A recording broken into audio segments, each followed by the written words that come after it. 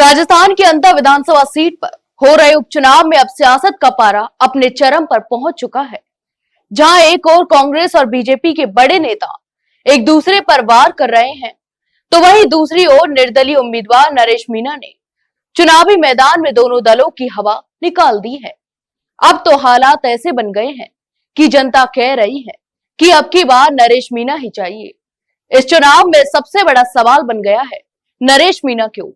दरअसल जनता अब उन नेताओं से तंग आ चुकी है जो सत्ता में आने के बाद जनता से कट जाते हैं। नरेश मीणा न केवल ईमानदारी छवि रखते हैं, बल्कि उन्होंने जनता के बीच रहकर काम भी किया है। अंता की गलियों से लेकर खेतों तक हर जगह लोगों के बीच उनका जुड़ाव साफ नजर आता है। वहीं अब दूसरी ओर राजनीति के इस तगड़े मुकाबले में अब धार्मिक मोर्चे से भी नरेश मीणा को बड़ी ताकत मिल गई है। जगत गुरु शंकराचार्य ने खुले मंच से अपील की है कि अब नरेश मीणा को विधानसभा पहुंचना ही चाहिए।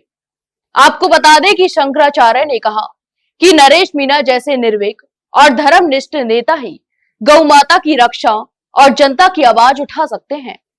उन्होंने यहां तक कहा कि सरकारें जनता से वोट मांगती हैं और फिर उन्हीं वोटों के जरिए गौ माता को मारती हैं, उनके मांस का व्यापार करती हैं। अब वक्त आ गया है कि जनता ऐसे नेताओं को सबक सिखाए। अंता की जनता अब बीजेपी और कांग्रेस दोनों से ऊब चुकी है। लोग कह रहे हैं कि बड़े बड़े वादे करने वाले दल अब केवल कुर्सी के लिए राजनीति करते हैं, जनता के लिए नहीं। इसी बीच नरेश मीणा का सीधा और साफ संदेश लोगों को भा रहा है, न भ्रष्टाचार न डर, जनता की सरकार। अंता में नरेश मीणा अब केवल एक उम्मीदवार नहीं, बल्कि जनता की उम्मीद भी बन चुके हैं।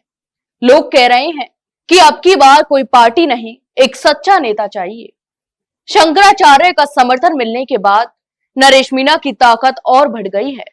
चुनावी मैदान में अब मुकाबला सिर्फ वोटों का नहीं, ईमानदारी बनाम चालबाजी का हो गया है।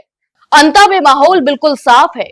जनता नहीं चाहती है कि दिखावटे वादे, उन्हें चाहिए कि ऐसा नेता जो सच्चाई से लड़े।